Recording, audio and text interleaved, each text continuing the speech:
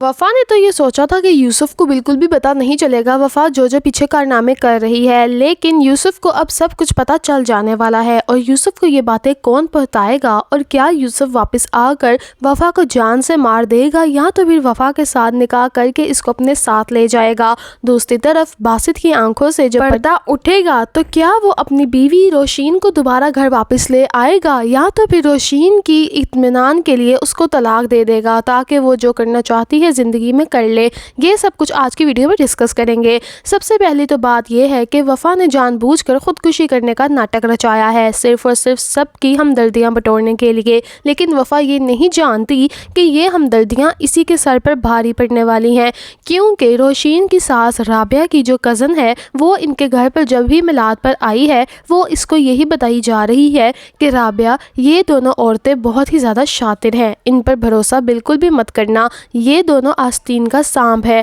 पुराने मोहल्ले में भी इनकी ऐसी ही हरकतें होती थी जिसकी वजह से पूरे मोहल्ले में कोई इनसे बात नहीं करता था। और यही नहीं, इस वफा के तो पता नहीं कितने कितने लड़कों के साथ चक्कर होते थे, उनको अपनी ऐसे ही नाजुक नाजुक अदाएं दिखाती थी। और इसी के चक्कर जब पकड़े गए तो इसके बाप को हार्ट अटैक हो गया था और वह ज़िंदगी से ही हाथ धो बैठा था, जिस पर ये सारी बातें सुनकर राबिया बहुत ज़्यादा घबरा जाती है। वो अपनी कज़न को कहती है कि अब मैं क्या करूं, तो वो कहती है कि करना क्या है, तुम्हारी बहू इतनी अच्छी रोशीन थी, वो तुम्हें क्या नहीं बताती थी कि वफा कैसी औरत है। तो वो कहती है मुझे रोशीन बहुत बार बताती थी, लेकिन मैं रोशीन की बात पर यकीन ही नहीं करती थी। मुझे ऐसा लगता था कि शायद रोशीन को एहसास कमतरी का शिकार ना हो जाए, इस वजह से वो वफा से इनसिक्योर रहती है। लेकिन मैं नहीं जानती थी कि वफा और उसकी माँ वाकई में इस कदर घटिया औरतें निकलने वाली हैं। जिस पर उसकी कज़न अब उसको ये बात समझा देती है कि अब ये लड़की खुदकुशी का बहाना करके देख नहीं रही बासित उनके साथ चला गया है, इस मौका पर बासित को तो वहाँ होना ही नहीं चाहिए था। तुम बासित को कॉल करके कहो कि वो अभी और इसी वक्त घर वापस आए, और वैसे भी जिस हॉस्पिटल में बासित उनको लेकर गया है वहाँ पर बासित का होना ज़रूरी भी नहीं है, वो खुद ही उसकी अच्छी सी देखभाल कर ही लेंगे। खैर, दूसरी तरफ बासित है कि बासित को वफा की माँ अब इतनी ज़्यादा पट्टियाँ बढ़ाती है और इतना ज़्यादा रोना धोना करती है कि मेरी बेटी को आज तुम लोगों की हमदर्दियाँ यहाँ पर ले आई है, मेरी बेटी तो इतनी मासूम है, किसी को कुछ कहती भी नहीं, तुम्हारी बीवी ने तो कोई कसर ही नहीं छोड़ी बासित मियाँ मेरी बेटी को इतना बदनाम करने में। अब बताओ, तुम्हारे नाम के साथ उसने मेरी बेटी का नाम जोड़ दिया है, अब इतनी ज़्यादा बदनामी के बाद मेरी बेटी से शादी कौन करेगा। जिस पर बासित बहुत ही ज़्यादा शॉक्ड हो जाता है और कहता है कि आंटी आप फिक्र मत करें, मैं वफा से शादी करूँगा। ये बात सुनकर तो उसको तो समझ ही नहीं आती, इतनी खुश हो जाती है। बासित को कहती है क्या तुम ठीक कह रहे हो। बासित कहता है जी आंटी,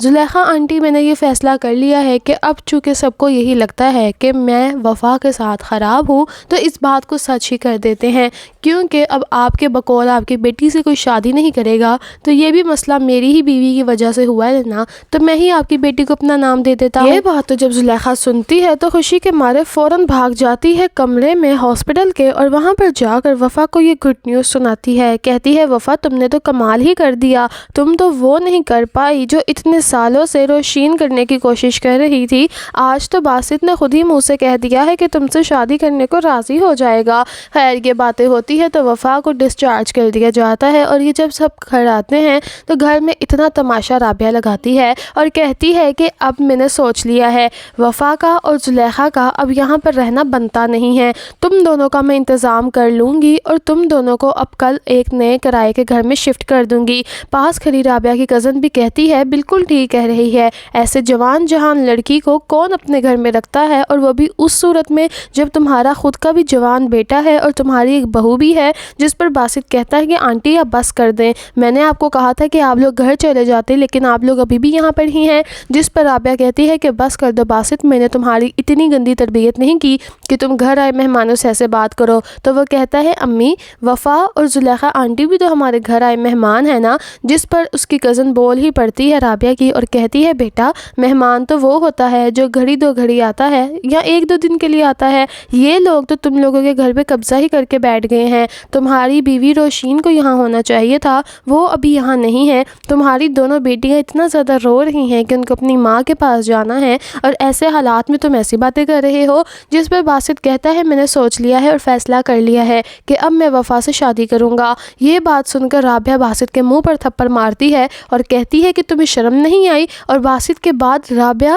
اپنی وفا کے بھی منہ پر تھپڑ مار دیتی ہے اور کہتی ہے کہ تم لوگوں پر میں نے اس لیے احسان کیا تھا کہ تم میرے ہی بیٹے پر ڈورے ڈالو، شرم نہیں آتی تمہیں؟ جس پر باسط کہتا ہے امی بس کر دیں۔ تو پھر رابعہ بولتی ہے کہ میں نے تمہیں یہ بات پہلے بھی بتائی تھی اور اب بھی بتا رہی ہوں، اگر میں مر جاؤں نا تب دوسری شادی کر لینا، میری زندگی میں ایسا کچھ نہیں ہو سکتا، اور ابھی جاؤ ہاتھ جوڑ کر معافی مانگ کر روشین کے گھر والوں سے اپنی بیوی کو واپس لے کر آؤ، اور میں کچھ نہیں جانتی۔ جس پر باسط بالکل بھی نہیں سنتا اور کہتا ہے کہ میں شادی کر کے ہی رہوں گا۔ دوسری طرف یوسف ہے کہ یوسف کو اب یہ خبر پتہ چل جانی ہے اپنے ایک دوست کے ہاتھوں، کیونکہ اس کا دوست یہاں پہ ہی ہے اور وہ یہاں کی ساری خبریں یوسف کو دبئی پہنچاتا ہے، اور وہ سب کچھ یوسف کو بتا دیتا ہے کہ وفا اور باسط شادی کرنے کا پلان بنا رہے ہیں، اور یہ بات یوسف کو جب پتہ چلتی ہے تو وہ واپس آ جاتا ہے پاکستان۔